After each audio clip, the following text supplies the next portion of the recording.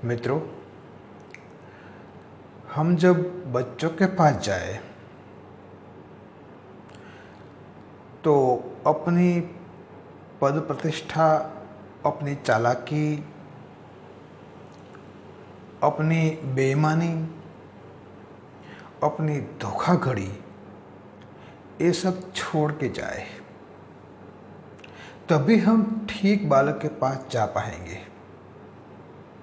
जैसे बालक निर्दोष होता है, निखालस होता है, सालस होता है, कूटनीति रहित होता है, चालबाज रहित होता है, इसलिए वो हमें ज़्यादा प्रीतिकर लगता है। लेकिन हम बालक के पास जाते हैं तो वही हमारा जीवन लेके हम जाते हैं जो हमें लेके नहीं जाना चाहिए। बालक को प्रभु का पैगंबर कहा गया है। क्यों?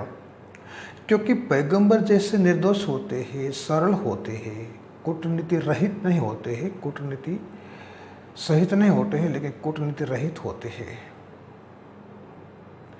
ऐसे ही हमारा जीवन भी ऐसा ही हो जाए तो बालक के पास जाने का एक आनंद और होता है। दुर्भाग्यपूर्ण बात यह है कि हम बालक के पास सरलता के साथ नहीं जा पाते हैं, लेकिन बुजुर्गों के पास जाते हैं। हम बालक के पैर छूने में अपने को छोटापन का एहसास करते हैं, और जो बुजुर्ग लोग हैं उनका पैर छूने में हमें कोई छोटापन महसूस नहीं होता। हालांकि जो बुजुर्ग लोग हैं पैर छूने योग्य आदमी है कि नहीं ये हम भी जानते हैं। कई बार तो हम सिर्फ औपचारिकता निभाते हैं, भीतर कोई प्रेम अहोभाव नहीं होता है।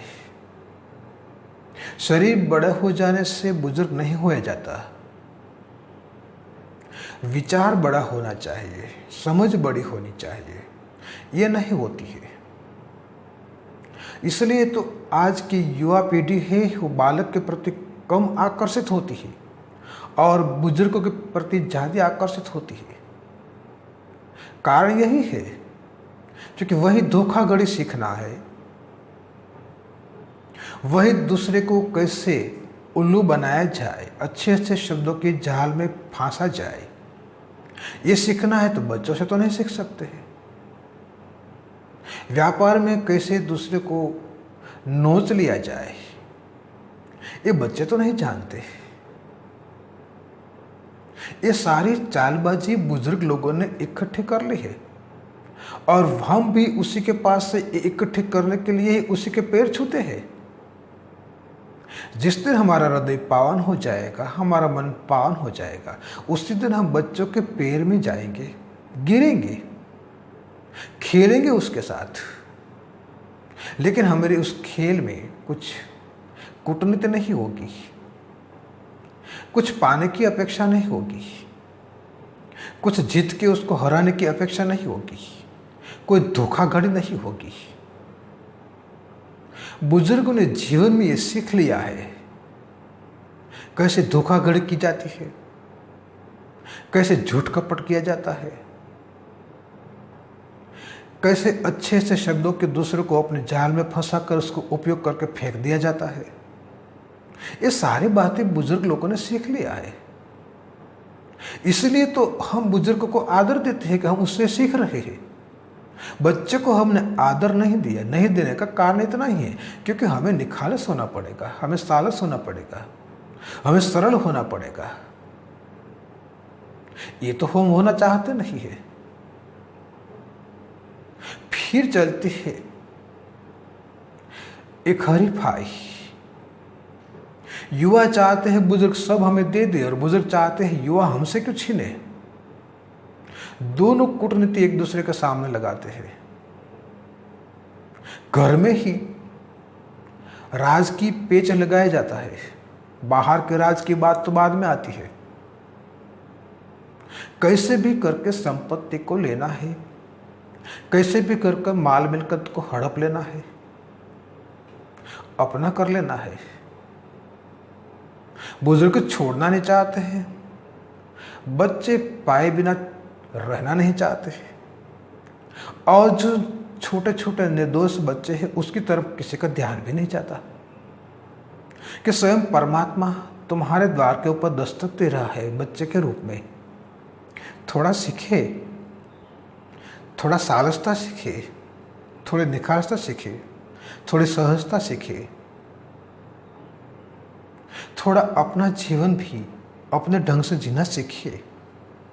हम बच्चों को भी वही सिखा रहे हैं जो हम सीखे हैं। ये परंपरा चली आ रही है। आज जो युवान है कल बूढ़ा होगा, कल बुजुर्ग होगा, वही सिखलाएगा अपने बच्चे को। प्रेम के सिवा अगर कुछ पाना है तो बुजुर्ग से मार्गदर्शन लो। प्रेम, निखालसता और सरलता अगर पाना है तो बच्चों के पास जाओ, बैठो उसके चरणों में, कोई हर्जा नहीं। बड़े मत बनो, सारे पद प्रतिष्ठा बाहर छोड़ के आओ। घर में कौन सी पद प्रतिष्ठा, बच्चों के आगे कौन सी पद और प्रतिष्ठा। वहां तो हो जाओ एकदम निर्दोष बच्चा, सारी चालबाजी छोड़ो। हाँ, कूटनीति सीखना हो, धन संपत्ति पाना है, पाओ, लेकिन दूसरे को नोच के, अपने ही घर वालों के नोच के तुम कैसे संतुष्ट रह पाओगे, कैसे खुशी रह पाओगे। जो आदमी अपना ही हाथ तोड़ के अगर खुश रहना चाहता है, अपना ही पेट तोड़ के खुश रहना चाहते हैं, तो आदमी से मूर्ख आदमी खोजना मुश्किल है। अपने ही परिवार को तोड़कर अगर कोई खुश होना चाहते हैं, अपने ही शरीर को तोड़ने के खुश रहने की बात बराबर हो गई। ये नहीं हो पाता। कूटनीति सीखना है तो बुजुर्ग को आदर दो। जीवन को अगर चिंतित रखना हो, बेचैन रखना हो, रात को नींद गंवाना हो, दिन का चैन गंवाना हो, 2 टाइम का रोटी ठीक से नहीं खा पाना हो, तो बुजुर्ग को आदर तो उनसे सीखो। सारी कूटनीति वो जानते हैं, बहुत खेल चुके हैं सारे खेल, जीवन भर उन्होंने ये खेल खेले हो, तुमको प्रदान कर रहे हैं अब, और तुम उनसे ले रहे हो। जो नहीं लेने जैसी बातें हो तुम ले रहे हो, और जो बच्चे से तुम लेना चाहते नहीं हो, वहां अच्छी बातें पड़ी है। जीवन किस तरफ ले जाना है हमें तय करना है। अशांति और बेचैनी को पाना है तो हमारी मर्जी। सुख संपत्ति, आनंद, खुशियां पाना है तो हमारी मर्जी।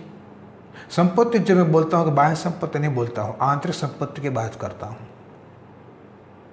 मानसिक संपत्ति की बात करता हूं, विचारिक संपत्ति की बात करता हूं।